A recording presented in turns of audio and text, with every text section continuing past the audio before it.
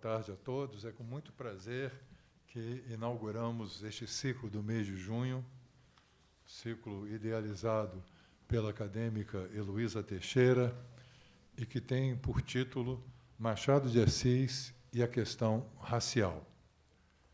Para a abertura do ciclo, temos a alegria e a honra de receber o escritor, jornalista, ensaísta, professor Jefferson Tenório, sobre quem Heloísa irá falar em breve.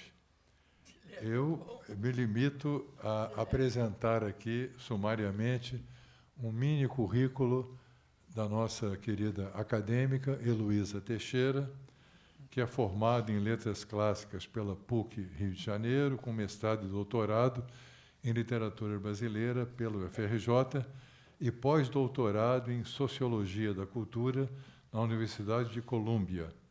É escritora, professora emérita da Escola de Comunicação do UFRJ, membro da Academia Brasileira de Letras e coordenadora do Programa Avançado de Cultura Contemporânea, onde dirige o Laboratório de Tecnologias Sociais, Universidade das Quebradas, cuja atividade nesse semestre está sendo realizada aqui nas dependências da academia, numa frutífera parceria.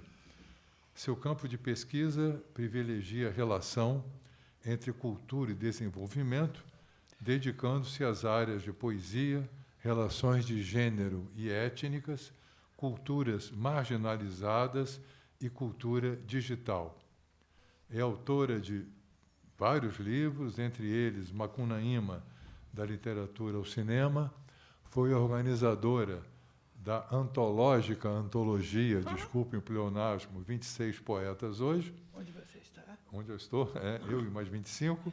Impressões de viagem, cultura e participação nos anos 60, entre outros. Então, agora, vamos ouvir Heloísa e, logo a seguir, Jefferson Tenório. Obrigado.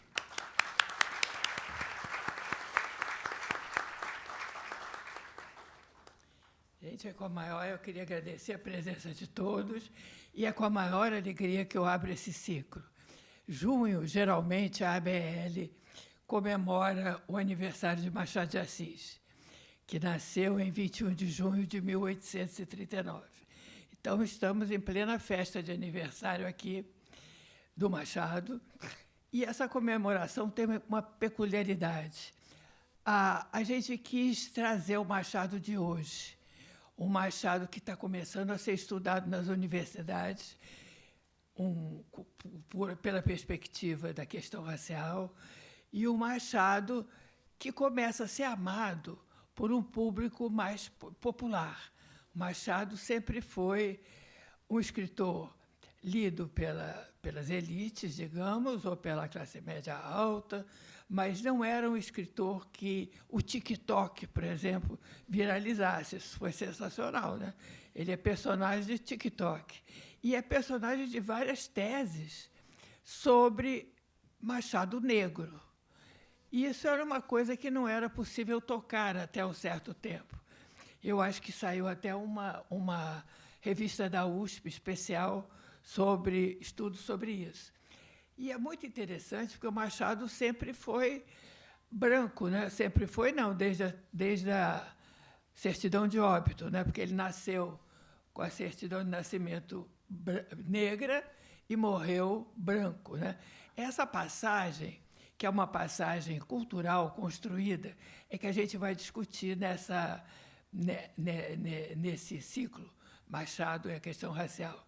Quer dizer, como o Machado foi branqueado, porque ele era mesmo a fisionomia, a gente não tem fotos dele, tem uma sendo elaborada aqui na universidade, na academia, que é uma foto que está trabalhando mesmo a questão da pigmentação, da fotografia, questões muito específicas e técnicas para ver o grau de branquitude ou o grau de negritude que ele tinha na realidade. Mas isso não importa, porque o Machado tinha alguma coisa de negro. Ele não era totalmente branco. Ele é filho da Ladeira do Livramento. O lugar onde Machado morava era um lugar muito interessante, era feito de chácaras, e os pais deles o pai dele e ele também era funcionário dessas chácaras, eram empregados. Mas esse lugar é um lugar muito particular, porque é o Morro da Previdência, de onde você tinha perspectiva para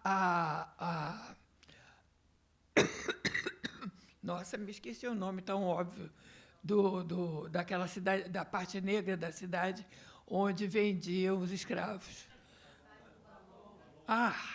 Cais do Valongo. Então, ele morava aqui e se via diretamente o Cais do Valongo, e as transações ainda estavam em tempo de venda de negros, porque em 1983 ele estava escrevendo no jornal, ele estava escrevendo os romances, onde você vê isso a contraluz, você vê desculpa, você vê essa posição. E, então, ele estava no alto do Morro do Livramento, com a visão total para a venda dos escravos, chegada dos escravos, o trânsito, o tráfego, enfim, ele estava muito... Ele viu muito, ele morava ali, ele teve essa experiência de muito pequeno. Então, isso realmente, se você for ler a obra de Machado hoje, a contrapelo, você vai ver muitos sinais de tudo isso. Da campanha abolicionista, vai ver os sinais dele falando de negro, sem explicitar, tanto que Eduardo Assis, que é o grande estudioso do Machado Negro, Machado o Eduardo chama isso de Machado Caramujo, a posição que ele se colocava sem poder se colocar abertamente, mas sem abrir mão o tempo todo, de falar sobre a escravidão, de falar a favor do negro brasileiro e de ironizar as elites, e de fazer uma crítica muito forte às elites. Então, esse Machado é o que nós vamos discutir em pleno aniversário dele, e não havia lugar mais próprio de discutir isso do que na Academia Brasileira de Letras, a casa de Machado de Assis. Né? Então, estou gostando da gente abrir essa discussão, esse debate, que não vai se encerrar apenas nesse ciclo, mas um debate que está iniciando em toda parte. Nos Estados Unidos ele está muito forte, na Academia Americana. Então, abrir esse debate logo agora, e pelas mãos da Academia Brasileira de Letras. Né? Então, acho isso muito importante. Gente, eu estava ruim de eu falar, não estou conseguindo. Quem abre o ciclo é, obviamente, Jefferson Tenório, que é um escritor, um dos maiores escritores negros, formado em... Está difícil.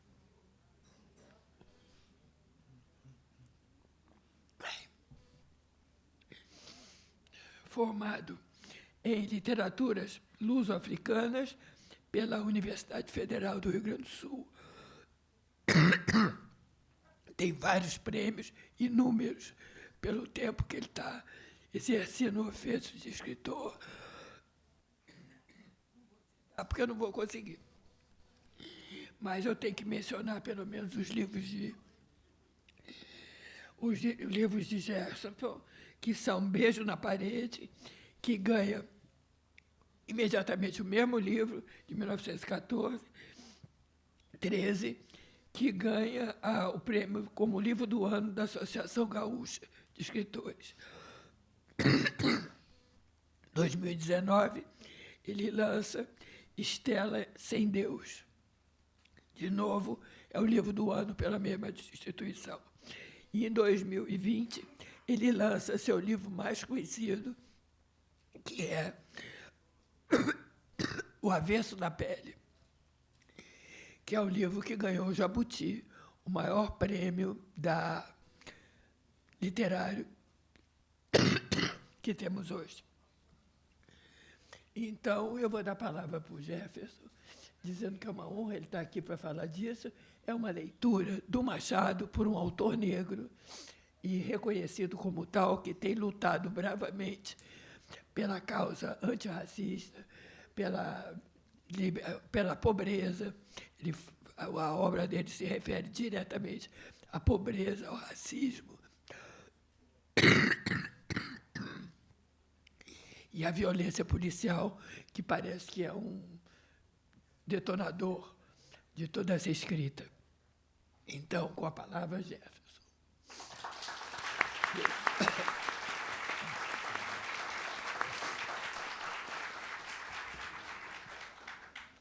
Heloísa, obrigado pela apresentação. Obrigado pela apresentação. Obrigado também pela presença de todos. Um agradecimento pelo convite de estar aqui, falar sobre um autor que eu tanto admiro e acredito que também é o escritor que vocês admiram tanto, e falar nesse mês de junho, mês do nascimento do Machado de Assis, né? De tanto me dizerem que eu pareço com Machado de Assis, eu achei que me chamaram para fazer um cosplay do Machado de Assis. Mas eu estou realmente bastante comovido com esse convite. É um autor que eu, como professor de literatura, trabalhei muitos anos em escolas públicas, e a minha luta de levar a literatura do Machado de Assis, né, para os adolescentes, para os estudantes, e fazer com que eles percebessem, né, a importância desse autor. E não é uma tarefa fácil, né? A gente sabe que o Machado de Assis ele tem uma literatura muito sólida, muito consistente, mas que exige, de certo modo, um leitor mais atento, né, nos seus textos.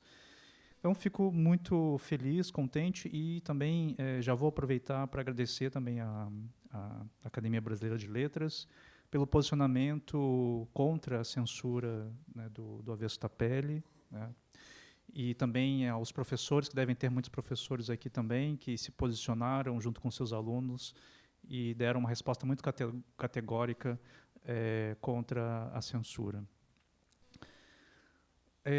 Bom, eu acho que essa questão do Machado e Machado de Assis é a questão racial, né, ela vem ganhando, né, uma força muito grande. Acho que as redes sociais também ajudaram a trazer essa questão à tona. Costumo dizer que, na minha graduação, o Machado de Assis ainda era branco. No mestrado, ele passou a ser moreno. E no doutorado ele passou a ser negro, né? Vamos ver agora o que ele vai ser no pós-doutorado. E acho que essa ideia, Heloísa, também, de fazer um ciclo de conferências, né, para tratar desse tema, acho que aproxima justamente o Machado de Assis a um público que talvez via o Machado como um autor muito distante, né? Eu acho que a nossa tarefa, né, enquanto escritores, enquanto professores, é formar leitores. E a gente forma leitores justamente fazendo essa mediação, né? Não adianta a gente só colocar o livro do Machado de Assis nas mãos dos estudantes ou de leitores. É preciso que haja essa mediação, e esse ciclo acho que cumpre, de certo modo, com esse papel de formar leitores. A minha ideia hoje é que a gente possa discutir, né, eu coloquei aqui o título da conferência como Machado de Assis e o devir negro na literatura, para que a gente possa aprofundar, em certa medida, não só a questão da cor, da pele do Machado, mas que a gente possa ir além, né, que a gente possa adentrar justamente que tipo de análise o Machado de Assis faz nas suas obras, para que a gente possa pensar não só a sociedade brasileira, mas também pensar uma literatura brasileira que tenha esse devir negro, que eu vou explicar mais adiante o que significa esse termo. Eu gostaria de começar com o último livro do Machado de Assis, que é o Memorial de Aires. Um único livro do Machado de Assis em formato de memórias registradas em diários, né? É o relato de um conselheiro. Conselheiro tenho aí como uma espécie de diplomata da época, e ele vai registrar os dias entre os anos de 1888 e 1889. Percebam aí que há dois grandes eventos nesses 2 anos, né? Um é a abolição da escravatura e o segundo seria a proclamação da República.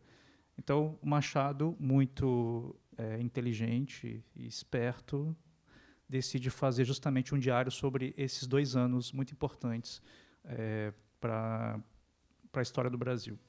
Bom, eu começo com uma frase que o conselheiro Aires escreve no seu diário no dia 14 de maio de 1888, ou seja, um dia depois da abolição da escravatura. A frase que ele coloca é a seguinte: não há alegria pública que valha uma alegria particular. Eu vou repetir. Não há alegria pública que valha uma alegria particular. Essa relação da vida pública com a vida particular vai ser uma espécie de espinha dorsal da obra do Machado de Assis. Esse entrelaçamento da vida íntima com a vida pública. Essa análise dessa vida particular em relação à sociedade. Essa frase ela é dita quando o conselheiro Aires vai até a casa de um casal.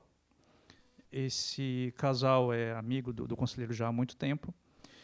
E o conselheiro vai porque ele está, de certo modo, feliz com a abolição da escravatura e ele acha que esse casal de amigos também está feliz com a Boa Nova. E ao chegar na casa desse casal, ele percebe que, de fato, o casal está feliz, mas eles não estão felizes por causa da abolição da escravatura. Eles estão felizes porque eles receberam uma carta de um afilhado que há muito tempo não dava notícias, e eles estavam extremamente felizes e não faziam ideia do que era a abolição da escravatura. E aí a observação que o conselheiro Aires faz é de uma precisão incrível. Eu vou ler para vocês. Compreendi, eis aí como, no meio do prazer geral, pode aparecer um particular e dominá-lo. Não me enfadei com isso, ao contrário, achei-lhes razão e gostei de os ver sinceros. Por fim, estimei a carta do filho postiço viesse, após anos de silêncio, pagar-lhe a tristeza que cá deixou. Era devida a carta como a liberdade dos escravos. Ainda que tardia, chegava bem. Novamente, os felicitei com o ar de quem sabia de tudo. Percebam como ele faz a análise dessa cena com esse casal. Ele não deslegitima o sentimento de sinceridade que aquele casal tinha ao receber a carta, e, ao mesmo tempo, ele faz um contraponto dessa alienação desse casal em relação à abolição da escravatura. E é sobre isso que Machado vai se debruçar. Mostrar o quanto essa vida particular, ensimesmada, uma vida que não está preocupada com as mudanças sociais e nem com a exclusão social. Portanto, a sinceridade, guardem bem essa palavra, a sinceridade da sociedade, é uma narrativa sem máscaras sociais, que demonstra uma honestidade de um sentimento que só poderá ser dito na vida íntima e na vida particular. Machado de Assis é como se fosse um infiltrado dentro dessa sociedade aristocrática, burguesa, e por vezes alienada em relação à sociedade. Portanto, Machado descreve não um sentimento artificial, mas um sentimento genuíno dessa sociedade, como a da vida íntima particular desses personagens, porque é justamente essa vida interior que revela a sociedade injusta. Pensemos agora, brevemente, na trajetória de Machado de Assis. Como a Heloísa já trouxe, é mês de aniversário do Machado, nasceu em 21 de junho de 1839. Ele é filho do Francisco José de Assis, era um homem negro, filho de escravizados, filho também de Maria Leopoldina de Câmara Machado. Ele nasce no Morro do Livramento, que era uma espécie de chácara, era um ambiente um pouco rural, bem diferente do que a gente conhece hoje das favelas, né? Ainda na infância, a família se torna agregada de uma família que tem posses, Inclusive, essa família tem propriedade num lugar chamado Itaguaí, que é o lugar que depois Machado de Assis vai fazer o célebre conto O Alienista, né? Aliás, o nome do Machado, né, que é Joaquim Maria Machado de Assis, é uma homenagem aos padrinhos do Machado de Assis, né?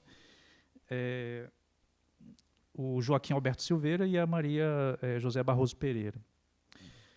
Ainda que a vida do Machado tenha sido pobre e sem muitas perspectivas, o Machado, de certo modo, ele se cercou de pessoas que foram importantes para o letramento intelectual dele. Como o editor Francisco de Paula Brito, que era um homem negro, editor, e que publicou os primeiros textos do Machado de Assis numa revista e ainda arranjou um emprego para o Machado de tipógrafo quando o Machado tinha 15 anos de idade.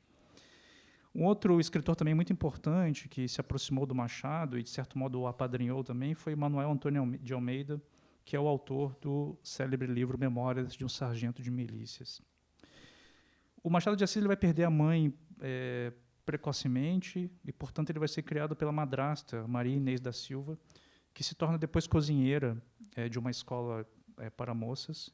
E, nessa escola, o Machado vai frequentar vendendo balas e vendendo alguns quitutes que a madrasta fazia, e, ao mesmo tempo, ele ficava prestando atenção nas aulas meio escondido, há relatos de que ele ficava atrás das cortinas, né, para poder escutar as aulas, justamente porque o Machado não teve uma formação, ele estudou pouco tempo na escola formal, mas não teve uma formação acadêmica. Além disso, o Machado coleciona problemas de saúde, como a gagueira, a epilepsia, como todos sabem, né? Bom, ele também teve uma irmã, né, que morreu aos 4 anos de sarampo. Então, toda essa vida e toda essa trajetória do Machado nos mostra que ele já tem aí um lugar muito diferenciado dos intelectuais que depois começaram a surgir e foram contemporâneos do Machado. E esse lugar, né, que é um lugar de quem atravessa a sociedade, né, de quem sai do Morro do Livramento, né, e depois chega a fundar e se torna o primeiro presidente da Academia Brasileira de Letras, faz com que ele tenha uma visão muito perspicaz e uma visão muito específica da sociedade. Assim, creio que vale aqui essa reflexão sobre a ideia de sinceridade de uma sociedade que não enxerga as injustiças de uma sociedade. Por isso, pensemos no livro mais comentado dos últimos tempos, né, que é o Memórias Póstumas de Brás Cubas. Né, ouvimos aí recentemente uma crítica americana, né, norte-americana, falando que o Machado de Assis, né, e o Memórias Póstumas é um grande livro, e aí, quando chegou a notícia e se espalhou pela internet, o livro começou a ser vendido, né? Eu acho maravilhoso isso, né, que as redes sejam utilizadas para que a literatura chegue em mais pessoas e popularize, né? Mas eu só tenho uma questão. A gente já sabia que ele era bom. A gente sempre soube, né? A gente não esperou chegar 2024 para saber isso. E sobre a questão de ele ser um escritor negro, na década de 30, 40, o Machado de Assis já era classificado como autor negro brasileiro nos Estados Unidos. Há registros do Machado de Assis classificado como um autor negro. E me causa espanto que, em 2024, a gente ainda tenha que provar, né, que o Machado de Assis era um escritor negro. Bom, Memórias Póstumas de Brás Cubas, para quem não conhece, né, conta a história de um autor defunto, ou um defunto autor, né, que é a brincadeira que o Machado de Assis acaba fazendo. E ele vai dedicar esse livro aos vermes que roeram as suas frias carnes, né? Acho ótimo esse início. E depois ele vai advertir o leitor, né? Ele vai fazer uma série de advertências, né? O Machado é um desses autores que gosta muito de conversar com os leitores. E ele vai advertir o leitor e vai dizer o seguinte: essa história que irei contar, ela foi escrita com a pena da galhofa e a tinta da melancolia. Ou seja, tristeza e melancolia, né? Tristeza feita de ironia e tristeza, ou seja, uma espécie de literatura agridoce. Brás Cubas nasce em 1805, né, esse personagem do Machado.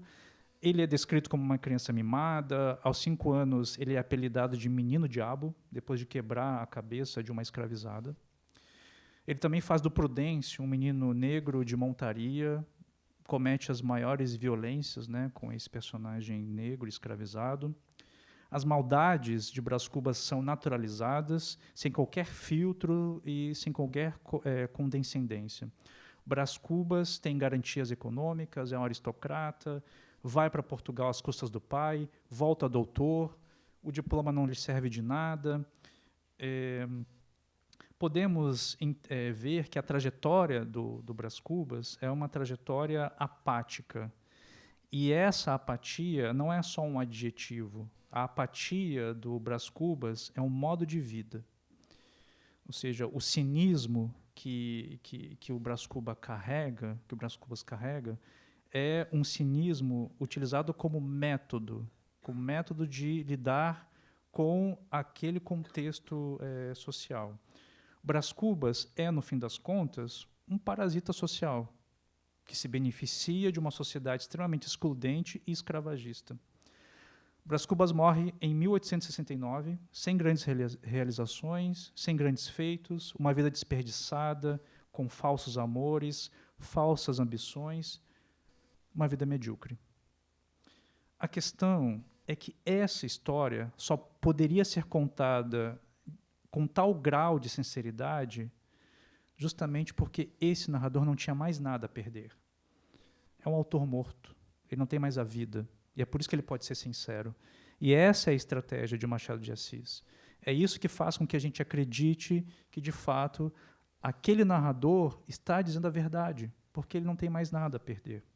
Ou seja, para ser honesto com a sua própria existência e com seus afetos, Brás Cubas precisa se retirar da vida para narrar uma vida com franqueza, sem dissimulação, sem máscara social, uma vida cheia de paixões desperdiçadas, repleta de fracassos, indiferenças e omissões. A obra de Machado não está atrás de uma verdade histórica, mas sim de uma verdade íntima, que denuncia os desejos mais secretos e revela as falhas mais sombrias de uma sociedade escravocrata. Uma sociedade entediada, enfastiada, ensimesmada, que não está preocupada com as consequências do escravismo, mas concentrada numa vida interna, medíocre e escrita com a pena da galhofa e as tintas da melancolia. É atrás dessa sinceridade tão genuína que Machado de Assis se debruça. Uma sinceridade que está, por exemplo, nos conselhos anedóticos e nefastos de um pai que dá para o filho no conto A Teoria do Medalhão. Uma sinceridade aristocrática que remonta o sentimento egoísta um sentimento egoísta que construiu e manteve as desigualdades no Brasil. É neste sentido que Machado nos mostra o quanto é necessário pensarmos a literatura brasileira a partir de um devir negro. E aí a gente entra na proposta dessa fala. O que significa devir negro? O termo devir negro vem de um texto que introduz o livro Crítica da Razão Negra, de um pensador camaronês chamado Achille Mbembe. No primeiro momento, podemos entender que esse termo devir negro se refere ao lugar de subalternidade que corpos negros são submetidos pelo colonialismo. Achille Mbembe identifica que a raça e o racismo são 2 projetos de dominação do Ocidente. Ou seja, o racismo, primeiramente, cria uma categoria chamada negro. Lembremos que, antes da colonização, a nomenclatura negro para designar pessoas que têm a pele mais escura não existia. A nomenclatura para pessoas negras que têm a pele escura foi dada após a colonização, ou seja, foi uma construção ideológica e discursiva com o intuito de identificar e dominar. Ou seja, o racismo, primeiramente, cria a categoria negro, que não é nem humano e nem animal. O negro, nesse sentido, é um não ser. Ele é transformado num homem mineral, numa mercadoria. O corpo negro é a primeira mercadoria da globalização. É isso que o Achille Mbembe vai trazer. Agora, a pergunta que o Achille Mbembe nos propõe é a seguinte: existe uma razão negra? Por isso o nome do livro, né? Crítica da Razão Negra. Existe um logos negro? Existe uma visão de mundo negra? É essa pergunta que ele se faz e ele tenta responder ao longo do livro. Segundo Achille Mbembe, é possível, sim, pensar numa visão de mundo negra a partir de dois elementos: recusa e aceitação. A recusa é a este negro da colonização, nomeado, desumanizado, animalizado, identificado pelo Ocidente e pela colonização. Uma recusa a essa categoria do não ser. Ou seja, a visão de mundo negra passa por uma recusa a essa nomenclatura. O outro elemento é a aceitação de ser uma pessoa negra. Mas essa aceitação só acontece numa condição de verdade, ou seja, uma condição pensada a partir daquele que foi racializado, pois é nessa aceitação íntima, pessoal, filosófica, subjetiva, que este sujeito negro poderá fazer uma análise mais precisa dos processos que construíram e sustentam a sociedade moderna. Quando uma pessoa é acusada de ser negra, pois a racialização compulsória nada mais é do que uma acusação, ela sofre uma espécie de mutilação identitária, pois no lugar de sua humanidade é colocada uma cor. A aceitação da categoria negro como uma verdade filosófica subjetiva torna-se uma regeneração dessa identidade mutilada. Portanto, há uma razão negra quando aquele que sempre foi tratado como uma mercadoria, como um não ser, se torna agente epistêmico de si, se torna um produtor de conhecimento, se torna um escritor, se torna um Machado de Assis. O livro, A Crítica da Razão Negra, é uma análise de dois discursos. Primeiro, o que a colonização diz sobre o negro, e o segundo, o que o negro diz sobre si. A Crítica da Razão Negra é uma análise desses dois tipos de análise, desses dois tipos de processos. Portanto, a razão negra seria uma imersão na construção identitária da negritude, como uma restauração filosófico-subjetiva. A razão negra é também uma análise de processos que invibilizam e naturalizam a violência racial. E é importante dizer aqui que os casos de violência racial se acirram e se aprofundam quando ocultamos as raízes dessa violência, quando ocultamos a real natureza dessas violências. Machado de Assis é um escritor que sempre nos lembra de onde viemos, aponta com precisão as origens de uma sociedade injusta. Podemos compreender o termo devir negro também de dois modos: o devir negro no mundo e o dever negro na literatura. Falarei brevemente sobre o dever negro no mundo. O dever negro no mundo corresponde a uma análise de uma lógica neoliberal que transforma toda a esfera da vida num objeto mercadológico. Ou seja, consiste numa prática que reordena a visão de mundo e atrela a esfera do gozo individual à fruição da mercadoria. Em outras palavras, consumo é igual a prazer. A dominação pelo capital não se forja exclusivamente pela opressão neoliberal, mas se organiza a partir da autocensura do próprio indivíduo explorado.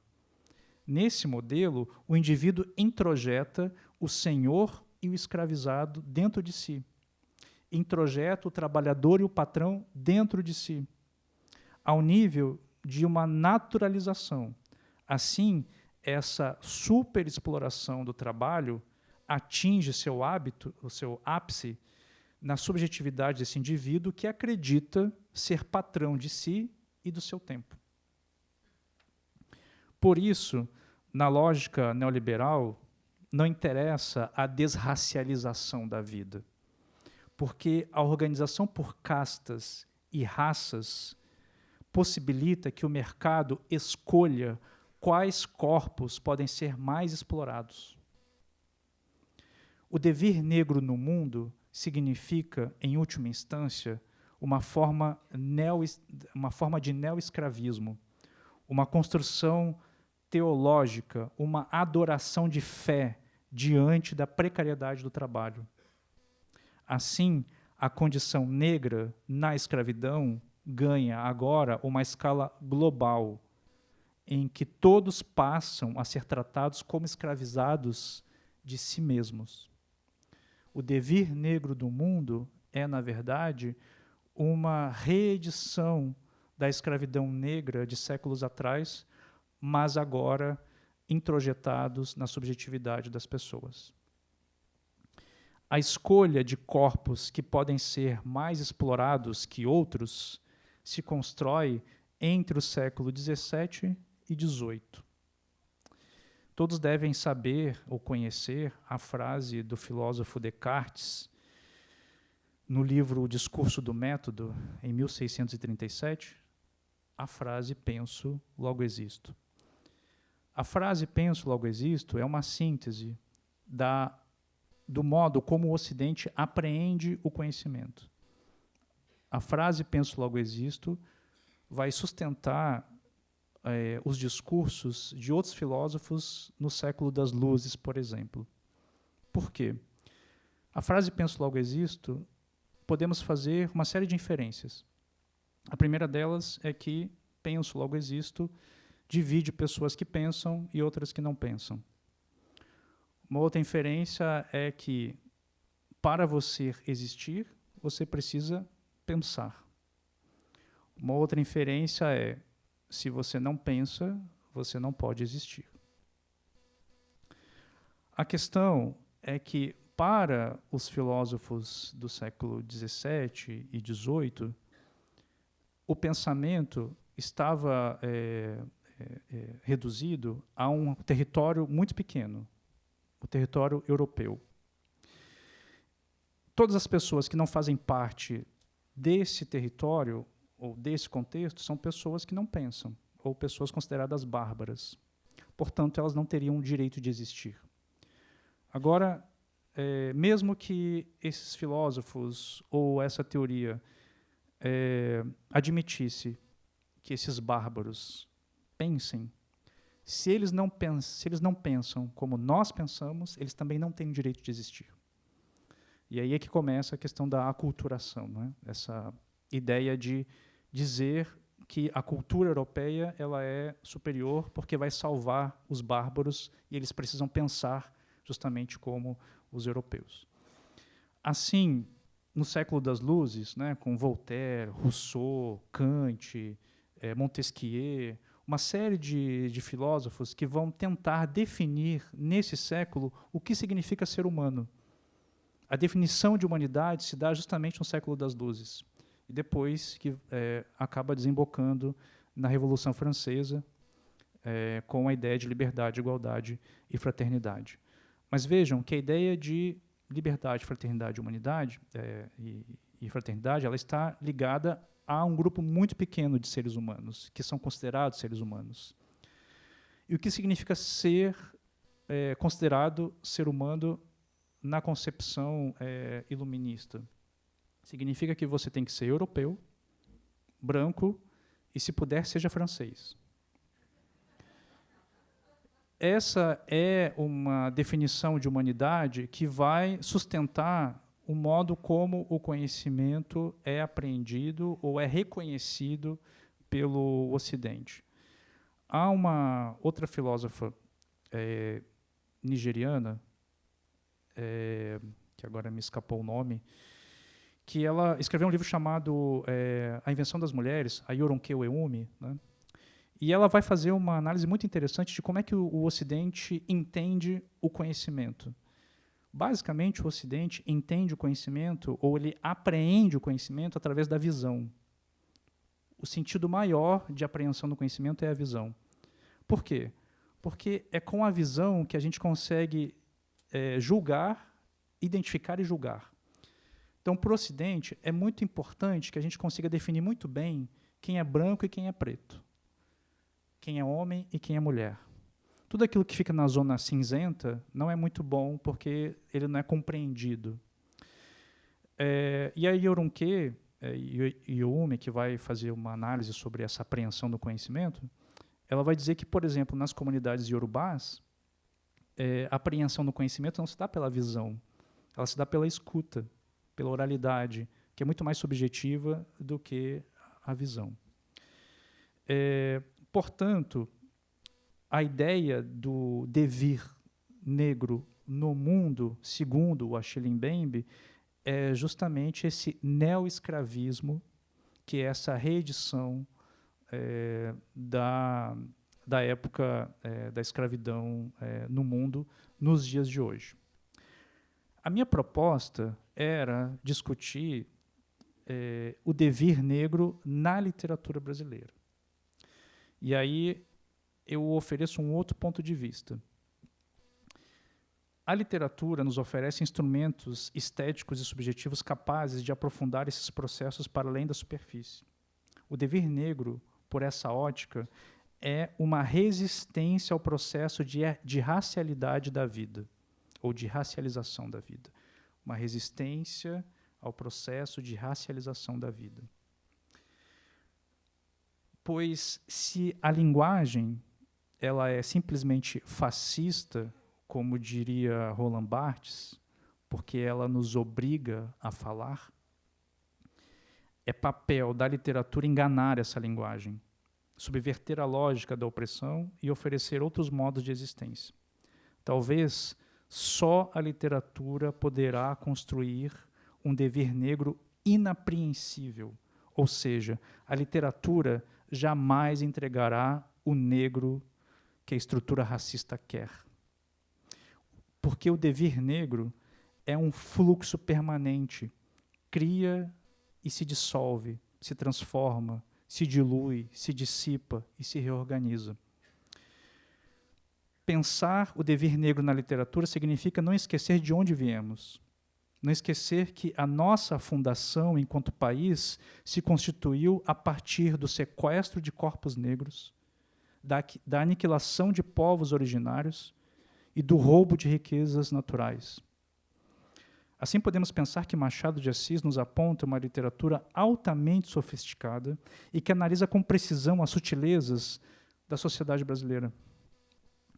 A obra de Machado é uma recusa categórica ao que se espera de um homem negro sob a égide da colonização. Machado de Assis não nos entrega, em momento algum, o negro produzido pelo racismo. Ao contrário, se torna inapreensível, seja na vida pessoal e seja na sua obra. Estabelece uma estratégia discreta, encaramujada, só para usar a expressão de Astrogildo Pereira. Machado de Assis se camufla, se infiltra no ambiente burguês e aristocrático.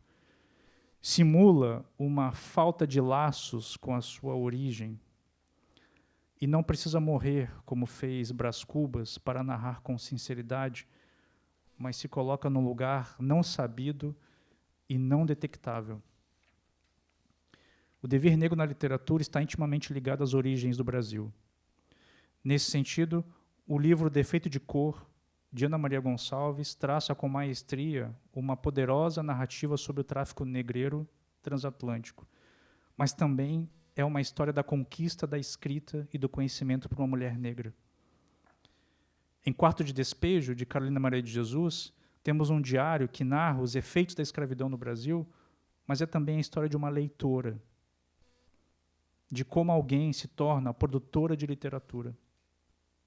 Em Torto Arado, de Itamar Vieira Júnior, temos a representação da escravidão moderna no Brasil, mas também temos acesso à subjetividade e à delicadeza das irmãs Bibiana e Belonísia. Em Canção de Ninar Menino Grande, de Conceição Evaristo, temos a vivência de mulheres e homens negros em meio a uma sociedade racista, mas também temos uma história sobre as contradições e afetos. Portanto, o devir negro na literatura significa dizer que corpos negros não estão reduzidos à cor da pele. O devir negro na literatura significa reconhecer que outras visões de mundo existem. O devir negro na literatura significa reconhecer que sujeitos negros produzem arte. O devir negro na literatura significa dizer que a branquitude precisa se pensar e se responsabilizar também esteticamente.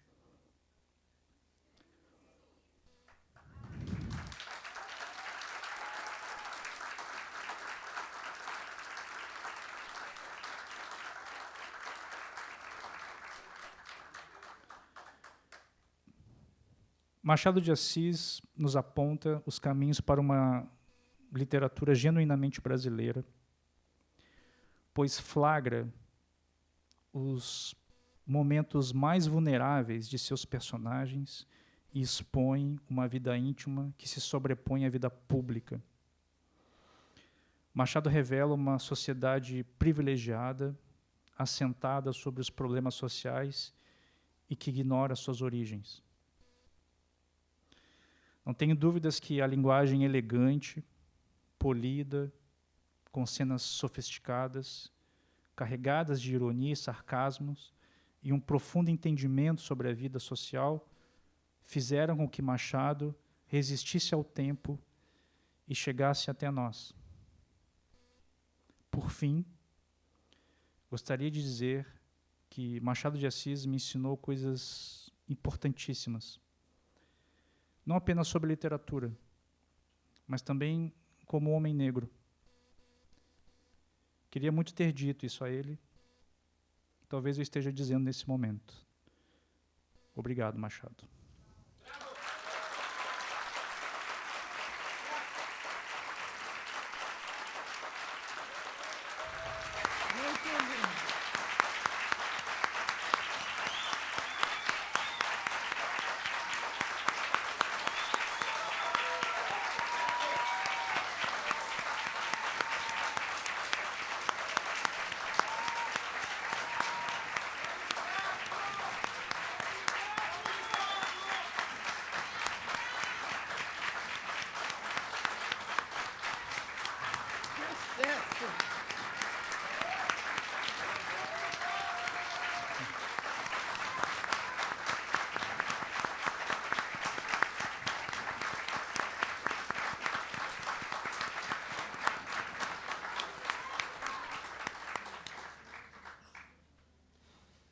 Obrigado, Jefferson.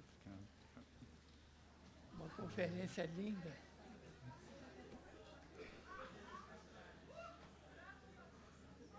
Eu acho que não tem pergunta, tem? Não. Você não vai ter pergunta. Muitos aplausos. Tá bom. Podemos ir. Bom, a Luísa está, no momento, impossibilitada de falar. Total. Mas não abriremos para perguntas, mas foi um prazer enorme poder desfrutar desse tempo com vocês. Levem Machado para a vida, para as escolas, para os amigos, no TikTok, aonde for. digam que Machado é bom mesmo. E obrigado novamente, Heloísa. Obrigado a todos. Até uma próxima. Podemos dar a honra de falar os próximos eventos aqui, que a doutora Luísa. Antes de vocês irem aqui, temos os próximos eventos.